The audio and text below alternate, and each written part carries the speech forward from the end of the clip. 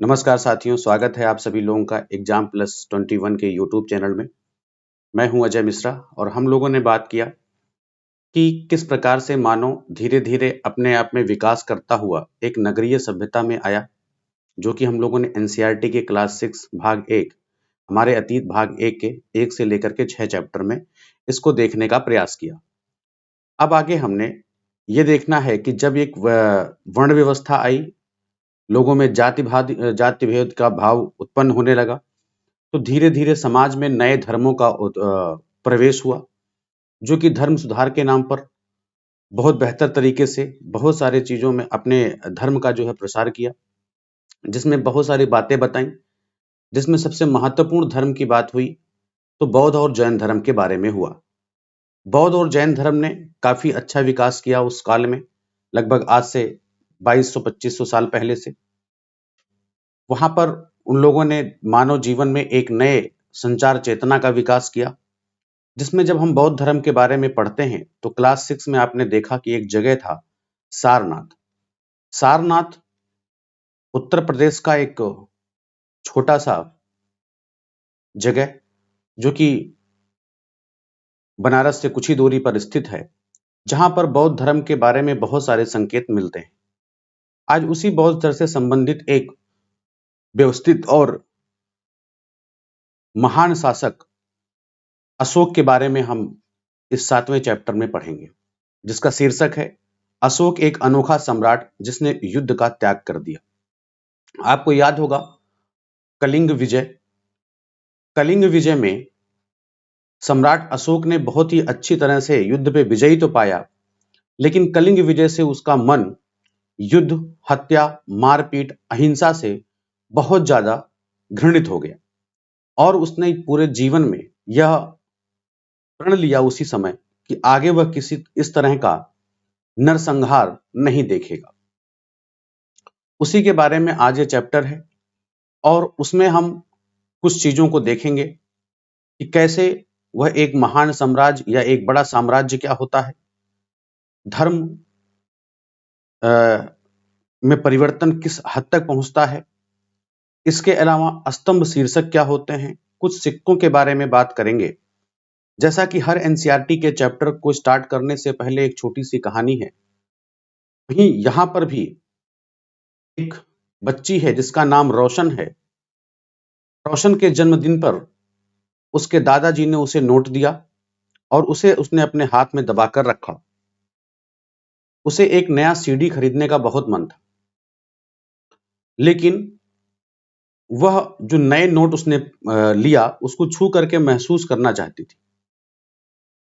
तभी उसने पाया कि सभी नोटों में दाहिनी तरफ गांधी जी का मुस्कुराता हुआ चेहरा बना हुआ था और उसके बाईं तरफ छोटे छोटे शेर थे। उसने सोचा कि ये शेर क्यों बने हुए हैं। तो इन सब चीजों को लेकर के आज हमारी स्टोरी है, आज का चैप्टर है। आपके सामने ये दिख रहा होगा कि यह एक शेरों वाला स्तंभ शीर्ष है, जो कि आपको सारनाथ में एक स्तंभ पर दिखाई देगा, एक खंभे पे दिखाई देगा, नोटों पे दिखाई देगा। इसके अलावा आप देखते होंगे कि ब्यूरोक्रेट्स के पास भी होता है और खास करके आईपीएस के पास मस्तक पे। तो इसका बहुत ही बड़ा महत्व है अपने भारत में। इस ललाट को सम्राट अशोक ने ही बनवाया था। तो आज उसके बारे में एक बात करते हैं कि एक बहुत बड़ा राज्य या एक साम्राज्य क्या है, राइट। यहां इस स्तंभ के बारे में बताया गया है कि उन्हें पत्थरों को काट करके बनाया गया और फिर उसे सारनाथ में एक विशाल स्तंभ पर स्थापित कर दिया गया, राइट। सारनाथ के विषय में हम पढ़ ही चुके हैं। आगे एनसीईआरटी यह कहता है कि इतिहास के महानतम राजाओं में से एक अशोक के निर्देश पर इसके जैसे कई स्तंभों और पत्थरों पर अभिलेख उत्कीर्ण किए गए। अशोक के बारे में आपको पता होगा कि अशोक भारत के महान सम्राट चंद्रगुप्त मौर्य, जो कि चाणक्य के द्वारा बनाया गया सम्राट और बहुत ही प्रभावशाली मौर्य वंश को स्थापित करने वाला सम्राट था।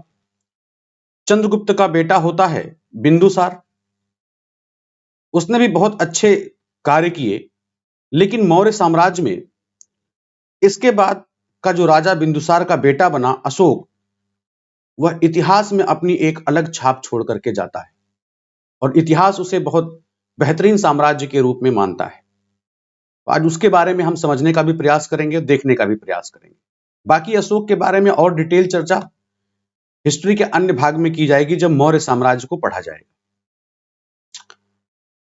यहां पे आगे कहता है कि इसके पहले कि हम यह जाने कि अभिलेखों में क्या लिखा है, यह समझने का प्रयास करें कि उसके राज्य को साम्राज्य क्यों कहा गया। दो बातें निकल के यहां सामने आती हैं, एक तो राज्य है और दूसरा क्या है, साम्राज्य है। तो राज्य क्या होता है, साम्राज्य क्या होता है। राज्य अगर यह देखा जाए तो साम्राज्य की अपेक्षा बहुत ही छोटा हिस्सा होता है। यानी आप ऐसा भी कह सकते हो कि एक साम्राज्य में बहुत सारे राज्य शामिल भी हो सकते हैं, राइट। तो अशोक जिस साम्राज्य पर शासन करते थे उसकी स्थापना उनके दादा चंद्रगुप्त मौर्य ने लगभग 2300 साल पहले की थी। आपने यह भी नाम सुना होगा चाणक्य, या इसी का नाम कौटिल्य है। वह एक बुद्धिमान व्यक्ति है, उसने चंद्रगुप्त की सहायता की सम्राट बनने में, साम्राज्य को स्थापित करने में। बहुत ही चर्चित कहानी है उस समय की कि उस समय मगध के शासक पर, मगध के सिंहासन पर धनानंद बैठा हुआ था, जो कि बहुत ही प्रभावशाली शासक था, लेकिन उसके अवगुणों के चलते धीरे धीरे साम्राज्य पूरी तरह से नष्ट होने के कगार पर आ गया। बहुत सारे विदेशी आक्रमणकारी वहां पर भारत के ऊपर हमला बोलने को तैयार हो गए। उसी वक्त चाणक्य नाम का एक शिक्षक जो कि धनानंद के पास पहुंचा और उसने कहा कि राजन, आप इस तरह से भोग विलास में व्यस्त हैं और वहां देश लूटने के कगार पर खड़ा है, क्यों ना सभी राजा एक हो जाएं और विदेशी आक्रमणकारियों से भारत की रक्षा करें। लेकिन धनानंद अपने ही धन के अभाव में भोग विलास में व्यस्त रहा। उसने कहा, एक कौन सा पाखंडी यहां पर आ गया, इसको हमारे इन अयासी वाले टाइम पे पहुंच जाता है और हमारा मूड खराब कर रहा है, उसको बाहर निकाल देता है। फिर वहीं पर वो चाणक्य शपथ ले लेता है कि एक दिन जरूर इसके पूरे साम्राज्य को नष्ट करेंगे, किसी बेहतरीन राजा का निर्माण करेंगे। और वो जंगल की तरफ बढ़ते हैं तो उन्हें कुछ बच्चे दिखाई देते हैं जो कि राजा, मंत्री, सिपाही और प्रजा का खेल खेल रहे होते हैं। वहां पर उसने एक अद्भुत बालक को देखा जो राजा का रोल कर रहा था, और उसको देख करके चाणक्य के दिमाग में यह बात आई कि यह जरूर एक दिन बहुत बड़ा सम्राट बनेगा। फिर उसने उस बच्चे को शिक्षा दीक्षा दी और वही बच्चा आगे चल करके चंद्रगुप्त मौर्य के नाम से बहुत ज्यादा प्रसिद्ध होता है। चाणक्य के बारे में और भी कई विचार हैं। इनके जो कई विचार हैं वो हमें इन्हीं के अर्थशास्त्र नाम की किताब में मिलते हैं। और जैसे कि ऊपर यह बात हुई कि दादा चंद्रगुप्त, यानी आपको यहां पर एक नया वर्ड और मिल जाता है, वंश। वंश क्या होता है, यहां पर एक स्टेटमेंट दे रखा है कि जब एक ही परिवार के कई सदस्य एक के बाद एक राजा बनते हैं तो उन्हें एक वंश का कहा जाता है। वंश का मतलब यह होता है पीढ़ी दर पीढ़ी, एक पीढ़ी से उत्पन्न कई सारी जो आगे की पीढ़ियां चलती रहती हैं उन्हीं को क्या कहा जाता है, वंश कहा जाता है। तो मौर्य वंश में भी 3 महत्वपूर्ण राजा हैं, बता चुका हूं, चंद्रगुप्त, उसका बेटा बिंदुसार और बिंदुसार का बेटा अशोक। फिर आगे यह बताया गया कि साम्राज्य में बहुत से नगर थे। अभी आपको नीचे यहां पे एक मानचित्र दिखाया गया है, जहां पर यह काले रंग का जो घेरा है यह दिखाता है कि ये बहुत सारे क्या हैं, ये बहुत सारे नगर हैं। और जो यह लाल रंग से दिखाई देता है, कलसी, मेरठ, लुम्बिनी, रामपुरवा, लौरिया, सारनाथ, रूपनाथ, ये सारी जगहों पर अभिलेखों की प्राप्ति स्थल हैं जो उस समय के मौर्य साम्राज्य के प्राप्त हुए थे। इनके साम्राज्य की राजधानी पाटलिपुत्र, उज्जैन और तक्षशिला जैसे प्रमुख नगर रहे हैं, जो कि इतिहास में अपने आप में एक बहुत महत्वपूर्ण स्थान रखते हैं। तक्षशिला उत्तर पश्चिम और मध्य एशिया के लिए आने जाने का बहुत ही अच्छा मार्ग था। आगे हम व्यापार के मार्ग को नीचे इसी क्लास में, इसी चैप्टर में दिखाएंगे। दूसरी तरफ उज्जैन उत्तरी भारत से दक्षिणी भारत में जाने वाले रास्ते में पड़ता था।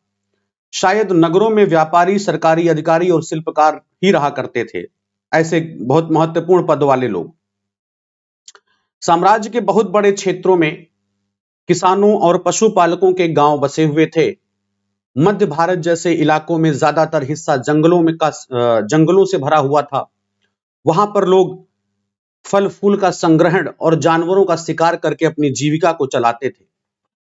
साम्राज्य में के बहुत अलग अलग इलाकों में लोग भिन्न भिन्न भाषाएं बोलते थे और वे लोग शायद अलग अलग प्रकार का भोजन करते थे, यहां तक कि अलग अलग किस्म के पोशाक भी पहनते थे। क्योंकि अब एक साम्राज्य है, बहुत बड़ा है, क्षेत्र अलग है, तो हर क्षेत्र के हिसाब से उनकी बोली भाषा, उनके पहनावे, उनके रहने सहने का ढंग, ये सब थोड़ा सा डिफरेंट है। इस मैप के माध्यम से जो आपके एग्जाम के जो एग्जाम का पॉइंट है, उसमें पहला चीज तो आप ये ध्यान रखिएगा कि कहां कहां से अभिलेख कहां से प्राप्त हुए हैं मौर्य साम्राज्य के। इसकी आप एक लिस्ट जरूर बनाइएगा। इसके अलावा उसके जो प्रमुख नगर और राजधानियां हैं उनकी लिस्ट बनाइएगा। इसके साथ ही साथ कि आधुनिक किन जगहों पर यह जगह पड़ते हैं। जैसे गिरनार का अभिलेख मिला तो कहां पर है? गुजरात में है। सोपारा का मिला है तो नाला सोपारा आपने सुना होगा, मुंबई का है, राइट। इसी तरह से इलाहाबाद, कौशाम्बी, गुज्जर, रूपनाथ, लुम्बिनी, रामपुरवा, लौरिया, टोपरा, मेरठ, बहारपुर दिल्ली में, मनसेहरा, शहबाजगढ़, ये सब चीजों के बारे में एक बार ये देखिएगा कि आधुनिक में कहां पर यह स्थित हैं। कलिंग आप देख रहे हो कहां पर है, राइट, जो कि बहुत महत्वपूर्ण है अगर आप मौर्य साम्राज्य को पढ़ रहे हैं।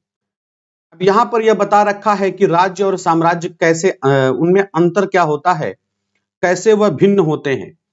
तो चूंकि साम्राज्य राज्यों से बड़े होते हैं और उनकी रक्षा के लिए बड़ी सेनाओं की आवश्यकता होती है, इसलिए सम्राटों को राजाओं की तुलना में ज्यादा संसाधनों की आवश्यकता होती है, राइट। मतलब यही है कि साम्राज्य जो है राज्य से बहुत बड़े होते हैं। इसी कारण उन्हें बड़ी संख्या में कर इकट्ठा करने वाले अधिकारियों की भी आवश्यकता होती है। तो जाहिर सी बात है कि मौर्य साम्राज्य का अगर साम्राज्य है, राइट, साम्राज्य है ही है, तो इस साम्राज्य के प्रशासन को भी समझना बहुत ही ज्यादा आवश्यक है और प्रश्न बनने की संभावना वहां से भी रहती है। चूंकि मौर्य साम्राज्य बहुत बड़ा था, इसलिए अलग अलग हिस्सों पर अलग अलग ढंग से शासन किया जाता था। पाटलिपुत्र और उसके आसपास के इलाकों पर सम्राट का सीधा नियंत्रण होता था। पाटलिपुत्र मतलब उसकी राजधानी, राइट। इसका मतलब यह है कि इस इलाकों के गांव और शहरों के किसान, पशुपालक, शिल्पकार और व्यापारियों से कर इकट्ठा करने के लिए राजा अधिकारियों की नियुक्ति करता है। जो राजा के आदेशों का उल्लंघन करते थे उनको सजा भी मिलती थी। इनमें से कई अधिकारियों को वेतन भी मिलता था। संदेशवाहक एक होता था जो कि एक जगह से दूसरी जगह हमेशा घूमता रहता था और राजा के जासूस अधिकारियों के कार्यकलाप पर नजर रखता था। इन सबके ऊपर सम्राट होता था जो कि राज परिवार और वरिष्ठ मंत्रियों की सहायता से सभी पर क्या करता था? नियंत्रण करता था। तो ऐसे ही मौर्य साम्राज्य के अंदर भी कई छोटे छोटे प्रांत थे। इन पर जो उस समय के बड़े शहर हुआ करते थे, जैसे तक्षशिला या उज्जैन, ऐसे प्रांतीय राजधानियों से शासन किया जाता था। मतलब छोटी छोटी राजधानियों में डिवाइड कर दिया जाता था। कुछ हद तक पाटलिपुत्र से इन क्षेत्रों पर नियंत्रण करा जाता था। अक्सर जो राजकुमार होते थे उनको जो है वहां का राज्यपाल या गवर्नर बनाकर भेजा जाता था। लेकिन ऐसा लगता है कि इन जगहों पर स्थानीय परंपराओं और नियमों को ही माना जाता है। मतलब जैसे अगर राजा का बेटा है तो वह किसी छोटे राज्य का जो है गवर्नर बन के गया, लेकिन वो उनकी पोशाक, उनकी बोली भाषा को नहीं बदलवाता था।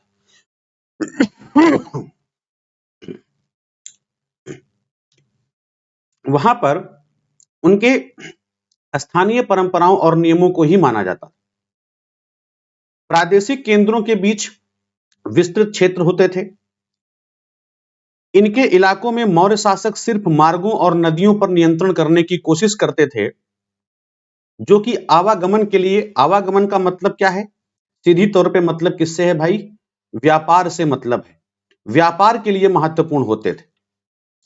यहां से उन्हें जो भी संसाधन, कर, संसाधन का मतलब कर और भेंट, ठीक, भेंट का मतलब उस समय के लिए नजराना के रूप में इकट्ठा किया जाता था। फॉर एग्जाम्पल की अर्थशास्त्र में लिखा है कि उत्तर पश्चिम कंबल के लिए और दक्षिण भारत सोने और कीमती पत्थरों के लिए काफी ज्यादा प्रसिद्ध था। तो आप यहां से एक पॉइंट ये जरूर उठा लीजिएगा जो कि महत्वपूर्ण है। यानी सिंपल सी बात है कि यहां से उत्तर पश्चिम से कंबलों का व्यापार और दक्षिण भारत से सोने और कीमती पत्थरों का व्यापार जरूर ही होता रहा होगा। संभव है कि संसाधन नजराने के रूप में इकट्ठे किए जाते थे। नजराना क्या होता है? जैसे कर है तो कर एक नियमित ढंग से इकट्ठा कर रहा है, उसका एक नियम होता था कि भैया इनको इतना ही देना है। और नजराना जो है अनियमित रूप से होता था और जब जब भी संभव हो तो इसे इकट्ठा कर लिया जाता था। ऐसे नजराने विविध पदार्थों के रूप में ऐसे लोगों से लिए जाते थे जो स्वेच्छा से इसे देते थे। राइट? जैसे कोई सोने की खान खोद के बैठा तो वहां से कुछ सोना दे दिया, जैसे कोई बड़ा किसान है उसने अनाज दे दिया, पशुपालक है उन्होंने दूध वगैरह की व्यवस्था करा दी। राइट? तो ऐसे बहुत सारे नजराने जो है सम्राट को भेंट किए जाते थे। अब राजधानी में सम्राट क्या करता था, क्या है उसका, उसके बारे में क्या है, यहां पर हम देखेंगे कि एक व्यक्ति है, व्यक्ति अभी मैं कहूंगा, हालांकि यह राजदूत है, मेगास्थनीज, जो कि चंद्रगुप्त के दरबार में पश्चिम एशिया की यूनानी राजा सेलुकस निकेटर का राजदूत है। वह भारत भ्रमण के लिए आता है। यह एक विदेशी यात्री भी है। इसने भी भारत के बारे में बहुत सारा वर्णन लिखा है और हम लोग भी यह जानते हैं कि इतिहास के स्रोत को पूरी तरह से समझने के लिए कुछ विदेशी यात्राओं में भी कुछ भी जानना पड़ता है और कई सारे विदेशी यात्रियों के विवरण को भी पढ़ना पड़ता है। उनमें से मेगास्थनीज एक महत्वपूर्ण विदेशी है जो यहाँ की यात्रा पर आया है। उसने जो कुछ भी यहाँ पर देखा है उसके बारे में यहाँ पर विवरण भी दिया है और बताया है कि सम्राट का जनता के सामने आने के अवसरों पर शोभा यात्रा के रूप में जश्न मनाया जाता है। उन्हें एक सोने की पालकी में ले जाया जाता है। उनके अंगरक्षक सोने और चांदी से अलंकृत हाथियों पर सवार होते हैं। कुछ अंगरक्षक पेड़ों को लेकर के, पूरे बड़े बड़े पेड़ को ही उठाकर लेकर चलते हैं। इन पेड़ों पर प्रशिक्षित तोता, पैरट का एक झुंड रहता है जो सम्राट के सिर के चारों ओर चक्कर लगा रहा होता है। राजा सामान्यतः हथियार बंद महिलाओं से घिरे हुए होते हैं। वे हमेशा इस बात से डरते हैं कि कोई उनकी हत्या ना कर दे, उनकी हत्या की कोशिश ना करे। उनके खाना खाने से पहले जो उनके खास नौकर होते थे वो उस खाने को चखते हैं। वे लगातार 2 रात एक ही कमरे में नहीं सोते, उनका कमरा चेंज कर दिया जाता है। और इसी के साथ आधुनिक पटना यानी पाटलिपुत्र के बारे में मेगास्थनीज बताता है कि यह एक विशाल और खूबसूरत नगर है। एक विशाल प्राचीर से घिरा हुआ है जिसमें 570 बुर्ज और 64 द्वार हैं। 2 और 3 मंजिल वाले घर लकड़ी और कच्ची ईंटों से बने हैं। राजा का महल भी काठ से बना है जिसे पत्थर की नक्काशी से अलंकृत बहुत ही बेहद खूबसूरत बनाया गया है। उसके चारों तरफ की उद्यान और चिड़ियों के लिए बने बसेरों से घिरा हुआ है। यहाँ पर यह प्रश्न पूछता है कि राजा द्वारा खाना खाने से पहले उनके खास नौकर खाना क्यों खाते थे? जाहिर सी बात है उसमें कुछ मिला हुआ ना हो। फिर यहाँ पर एक लाइन दे रखी है कि पाटलिपुत्र मोहनजोदड़ो से किस तरह से अलग था। तो सिंपल सी बात है, वहां की नगर शैली, वहां की कला, वहां की संस्कृति काफी ज्यादा अंतर है। व्यापार में बहुत अंतर हो चुका है। सम्राट चुनने में, साम्राज्य चुनने में अंतर हो चुका है। राइट? तो साम्राज्य को बढ़ाने में अंतर हो चुका है। क्लियर? तो और नगर व्यवस्था में बहुत सारे बदलाव हो चुके हैं। आप अगर एक बार चैप्टर 3 को फिर से ध्यान से देखेंगे तो कुछ अंतर समझ में आएगा। इसके बाद वो बताता है कि अंत में जंगल वाले इलाके आते थे जहां रहने वाले लोग काफी हद तक स्वतंत्र थे। मतलब जिस राज्य में गवर्नर बना करके भेजा जाता था वो, उसमें भी बहुत सारे अंतर हैं। उनसे यह उम्मीद की जाती थी कि वे मौर्य पदाधिकारियों को हाथी, लकड़ी, मधु और मोम जैसी चीजें ला करके दें। राइट। अब यहां पर थोड़ा सा अशोक के बारे में है। अशोक मौर्य वंश का सबसे प्रसिद्ध शासक था। वह ऐसे पहले शासक थे जिन्होंने अभिलेख के द्वारा जनता तक अपने संदेश को पहुंचाने का प्रयास किया। अशोक के ज्यादातर अभिलेख जो है प्राकृत भाषा और ब्राह्मी लिपि में लिखी गए हैं। यह आपके लिए इंपॉर्टेंट है। अभिलेख के बारे में बताते हैं कि अभिलेख जो कलिंग युद्ध का वर्णन करता हुआ अशोक का जो अभिलेख है उसमें क्या क्या बातें लिखी हैं। राजा बनने के 8 साल बाद वो लिखाता है कि मैंने कलिंग की विजय की। लगभग 1.5 लाख लोग बंदी बना लिए गए। 1 लाख से ज्यादा लोग मारे गए। इसको देख करके मुझे यानी अशोक को बहुत दुख हुआ। क्यों? जब किसी स्वतंत्र देश को जीता जाता है तो लाखों लोग मारे जाते हैं, आम बात है। बहुत सारे लोग बंदी बनाए जाते हैं, इनमें ब्राह्मण और श्रमण भी मारे जाते हैं। जो लोग अपने सगे संबंधियों और मित्रों को बहुत प्यार करते हैं और दासों और मृतकों के प्रति दयावान होते हैं, वे भी युद्ध में या तो मार दिए जाते हैं या फिर अपने प्रियजनों को खो देते हैं। इसलिए मुझे यानी अशोक को पश्चाताप हो रहा है और अब मैं धम्म पालन करने और दूसरों की इसकी शिक्षा देने का निश्चय मैंने किया है। धम्म के बारे में लास्ट वीडियो में जाके देखिएगा। धम्म का मतलब क्या है? संस्कृत का प्राकृत रूप धम्म कहते हैं, उसी को धर्म पालन कहा जाता है। मैं यह मानता हूं कि धम्म के माध्यम से लोगों का दिल जीतना बलपूर्वक विजय पाने से ज्यादा अच्छा है। मैंने यह अभिलेख भविष्य के लिए एक संदेश के रूप में इसके लिए उत्कीर्ण करवा रहा हूं कि मेरे बाद जो मेरे पुत्र होंगे, पोते होंगे, वो कभी युद्ध नहीं करेंगे। इसके बदले उन्हें यह सोचना चाहिए कि धर्म को यानी धम्म को कैसे बढ़ाया जाए। यहां पे पूछ रहा है कि कलिंग की लड़ाई से युद्ध को लेकर के अशोक के विचारों में कैसे परिवर्तन हुआ। तो वह स्पष्ट है कि जब उसने देखा कि अपने प्रिय लोग, अपने सगे संबंधी, अपने मित्रों को लोग खो देते हैं, बंदी बना लिए गए, मार डाले गए, उनका वह निर्मम नरसंहार देख करके उसका मन पूरी तरह से परिवर्तित हो जाता है। और आगे आप अशोक के बारे में देखेंगे कि जो उसके पुत्र और पुत्री हैं, उनको भी धम्म के प्रचार के लिए अशोक केवल भारत में नहीं बल्कि विदेशों तक अपने बच्चों को वो भेजता है। कलिंग युद्ध के बारे में देखो, पाइप में जाकर देखना इसमें कलिंग कहां पर है। मैंने दिखाया था, अभी इंडिकेट किया था।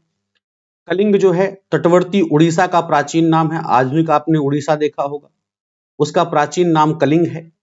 अशोक ने कलिंग को जीतने के लिए एक युद्ध लड़ा, लेकिन युद्ध जनित हिंसा और खून खराबा देख करके उसे युद्ध से घृणा हो गई।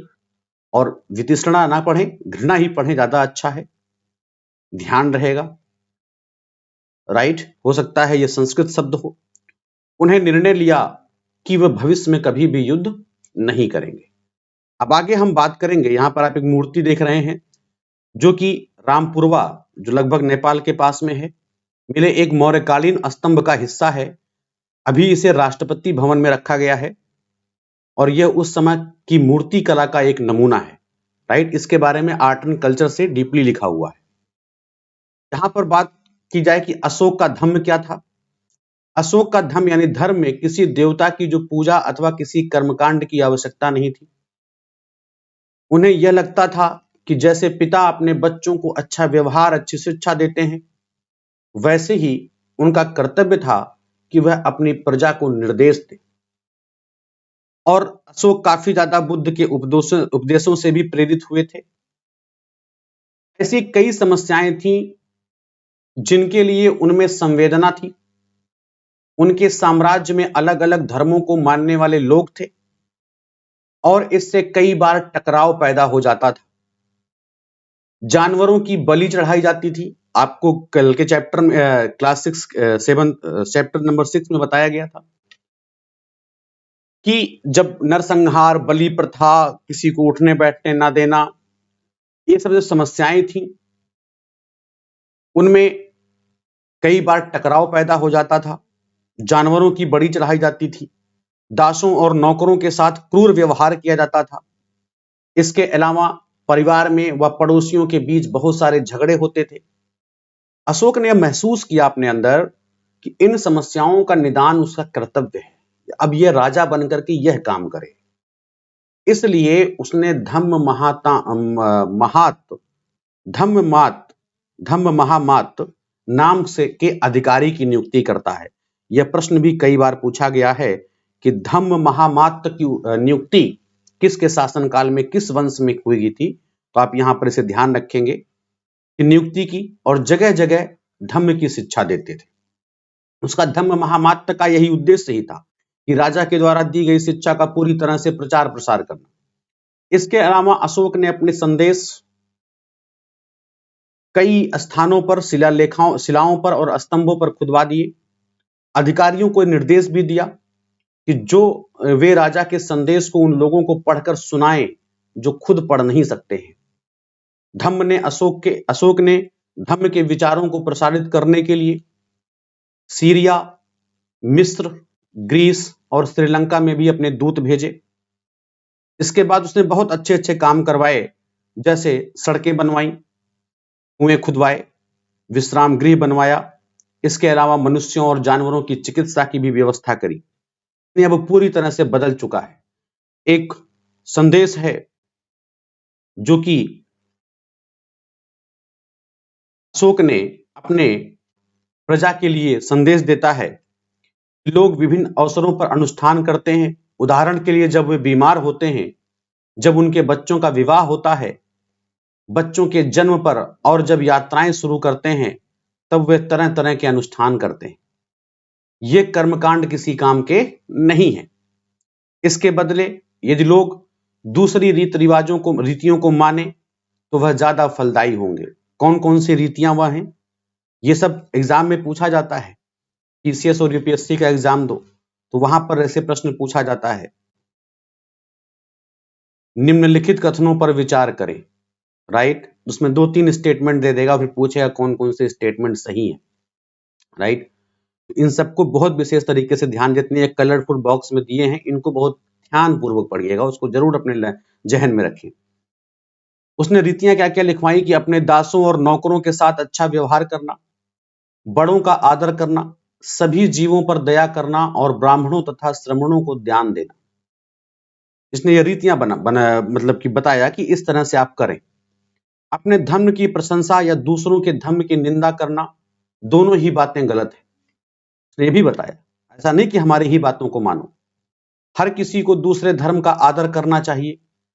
यदि कोई अपने धर्म की बड़ाई और दूसरों के धर्म की बुराई करता है तो वह वास्तव में अपने धर्म को ज्यादा नुकसान पहुंचा रहा है।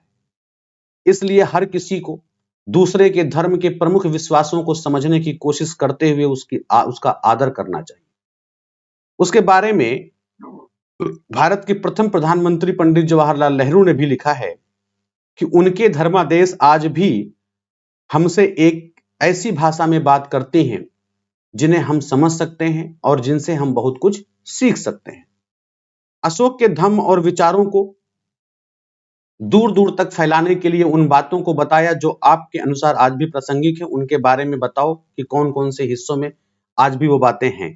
तो एक बार धम्म के बारे में जब हम अशोक के बारे में पढ़ेंगे मौर्य काल में, तो वहां पर बात करेंगे, राइट। यहां पर कुछ आधुनिक भारत की ज्यादातर लिपियां, मतलब जो लिपियों के बारे में बताया है, यहाँ पे आ अक्षर को लेकर के बताया गया है कि आरंभिक जो ब्राह्मी लिपि थी उसमें आ अक्षर ऐसे लिखा जाता था, देवनागरी में ऐसे, जो जानते हैं हम सभी, बांग्ला में ऐसे, मलयालम में ऐसे, तमिल में ऐसे। तो ये हम लोगों के विषय की कोई वस्तु नहीं है, खासकर से कॉम्पिटिटिव एग्जाम में, राइट। अब हम कुछ अन्यत्र की बात कर लेते हैं कि उसके अलावा और कहाँ क्या हो रहा था। यहाँ पर यह बताया गया है कि मौर्य साम्राज्य के उभरने से बहुत थोड़े से पहले, लगभग 2400 वर्ष पहले, चीन के सम्राटों ने चीन की दीवार का निर्माण शुरू कर दिया। अब यहाँ पर आपको भी ध्यान रखना है कि जो मौर्य साम्राज्य जब उभर रहा था, अपने उत्थान पर था, तो चीन की दीवार का निर्माण उसी समय हुआ था, जो लगभग आज से 2400 वर्ष पहले का है। इसे बनाने का जो उद्देश्य यही था कि उत्तरी सीमा के पशुपालक लोगों से रक्षा करना, जो उत्तरी सीमा के पशुपालक थे चाइना के, उनसे उनकी रक्षा करना।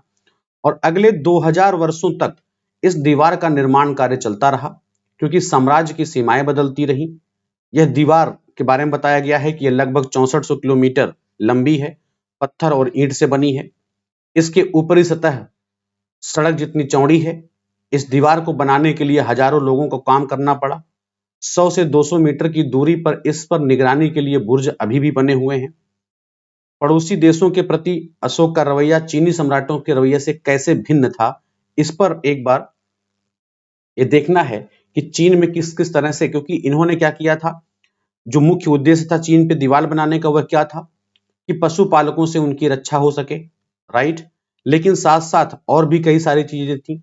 आप ये भी मान सकते हो कि जिस तरह से सम्राट अशोक का राज्य विस्तार हो रहा था, हो सकता है कि उनके अंदर या चंद्रगुप्त मौर्य के टाइम पर देखो तो वहां से ही विस्तार बहुत तेजी के साथ होना शुरू हो गया था, जिससे हो सकता है कि चीन को भी ये डर हो, राइट।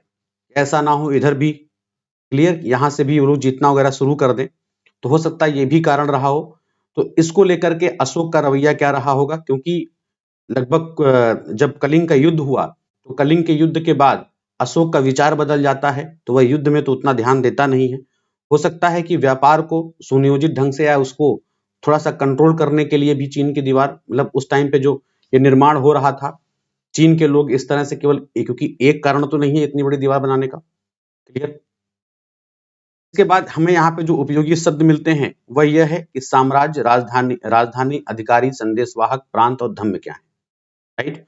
इनके बारे में आपको 2-4 लाइनें लिखनी है। इसके बाद हम और नीचे आए, यहाँ पर हम देखेंगे उस चीजों को जो कि उस समय आप देखोगे तो रेशम मार्ग मतलब जहां से व्यापार होता था रेशम का, पूरे विश्व में किस तरह से फैला हुआ था।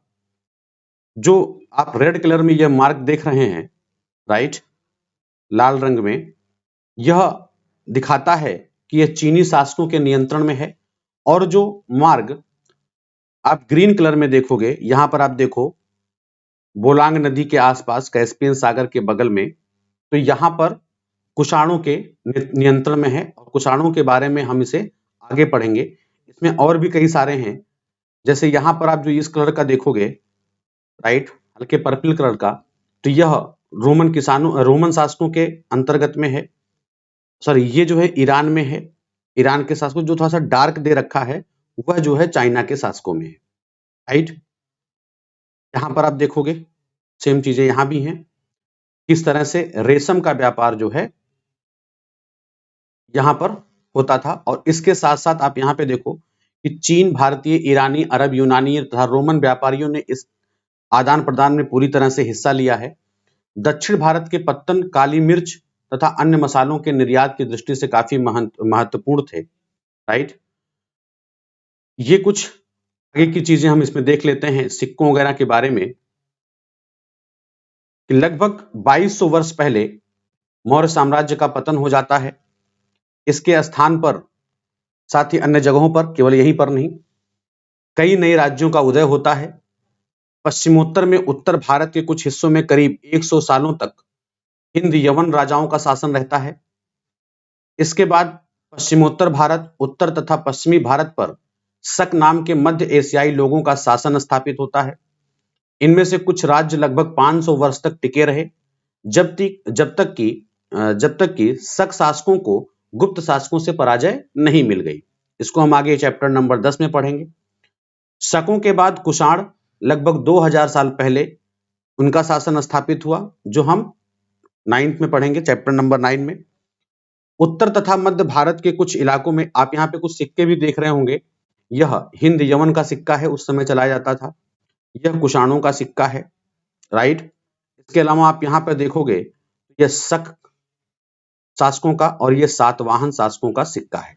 सिक्कों के बारे में हम आगे पढ़ेंगे, राइट। उत्तर तथा मध्य भारत के कुछ इलाकों में मौर्य सेना नायक पुष्यमित्र शुंग ने एक राज्य की स्थापना की। शुंगों के बाद कण्व और कुछ वंशों का शासक तब तक चला जब तक लगभग 1700 वर्ष पहले गुप्त साम्राज्य की स्थापना हुई।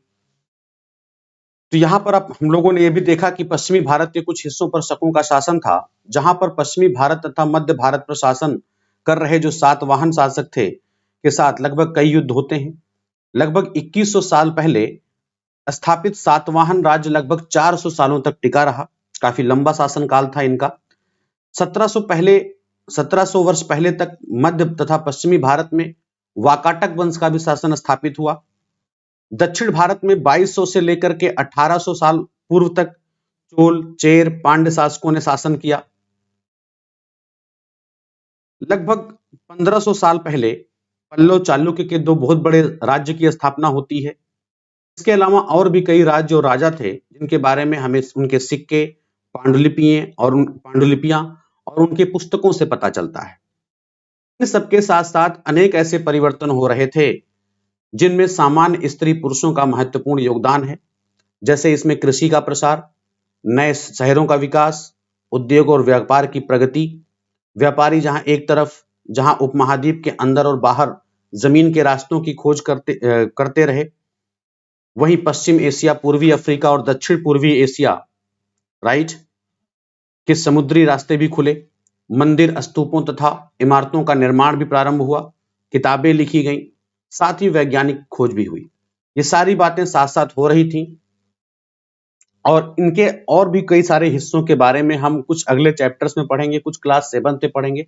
धीरे धीरे देखिएगा एनसीईआरटी थोड़ी सी और इंटरेस्टेड होती चली जाएगी। अब लगेगा कि हाँ, आप कुछ इतिहास के बारे में पढ़ रहे हैं और आप इन सारे क्लासेस को, इन सारे एनसीईआरटी को देखते हुए यह भी महसूस कर रहे होंगे कि शायद सारा इतिहास इसी में छुपा हुआ है। तो रियलिटी यही है कि जब आप इन छोटे क्लासेस के एनसीईआरटी को बहुत अच्छी तरह से पढ़ लेंगे तो आपको आगे के इतिहास को जानने और समझने में बहुत सारी सुविधा और आसानी होगी। राइट, मिलते हैं फिर नेक्स्ट चैप्टर में। तब तक के लिए धन्यवाद। Thank you.